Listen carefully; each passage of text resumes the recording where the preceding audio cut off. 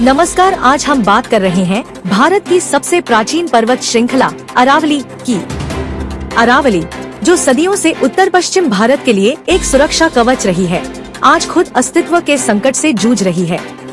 Supreme court के एक हालिया फैसले ने पर्यावरणविदों और आम जनता के बीच एक नई बहस छेड़ दी है।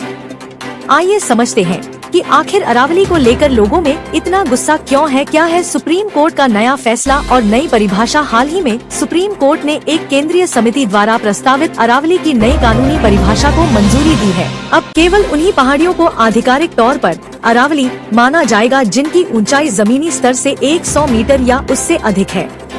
कोर्ट का तर्क है कि 5 राज्यों में अलग अलग नियमों के कारण पैदा हो रही उलझन को खत्म करने के लिए यह यूनिफॉर्म बेंचमार्क जरूरी था।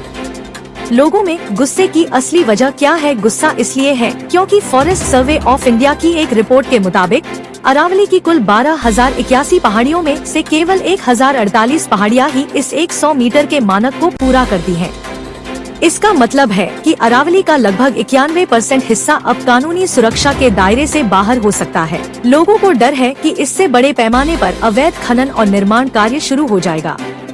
100 मीटर का पैमाना अरावली के लिए कितना घातक है?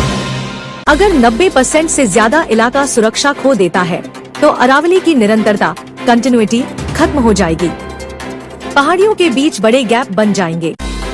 जो पहाड़ियाँ 100 मीटर से कम ऊंची हैं, वे रातों रात रेगिस्तान या कंक्रीट के जंगल में तब्दील हो सकती हैं, जिससे भारत की सबसे पुरानी पर्वत श्रृंखला का वजूद ही मिट जाएगा। पर्यावरण और मानसून पर इसका क्या असर पड़ेगा? अरावली केवल पत्थर नहीं बल्कि एक जलवायु नियामक है। यह राजस्थान, हरियाणा, दिल्ली और गुजरात में सूखे को रोकती है और बारिश लाने में मदद करती है। अगर ये पहाड़ियाँ गायब हुई तो बारिश का पैटर्न पूरी तरह बदल जाएगा और उत्तर पश्चिम भारत में भीषण गर्मी हीट स्ट्रेस का सामना करना पड़ेगा। क्या दिल्ली में बढ़ेगा प्रदूषण और पानी का संकट?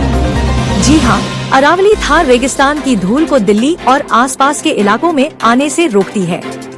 पहाड़ियाँ खत्म होने का सीधा मतलब है ज्यादा धूल, ज्यादा प्रदूषण और भूजल स्तर का गिरना।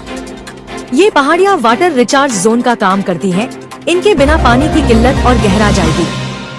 वन्य जीवों और मानव जीवन पर क्या प्रभाव होगा? अरावली कई दुर्लभ वन्य जीवों का घर है। जब उनके प्राकृतिक आवास नष्ट होंगे तो जंगली जानवर रिहायशी इलाकों का रुख करेंगे, जिससे मानवपशु संघर्ष बढ़ेगा। अंततः इसका खामियाजा लाखों उन लोगों को भुगतना होगा जो इस बेल्ट में रहते हैं। अरावली को बचाने की यह जंग सिर्फ पर्यावरण की नहीं बल्कि आने वाली पीढ़ियों के अस्तित्व की है। क्या विकास की कीमत पर हम अपने प्राकृतिक सुरक्षा कवच को खोने के लिए तैयार हैं?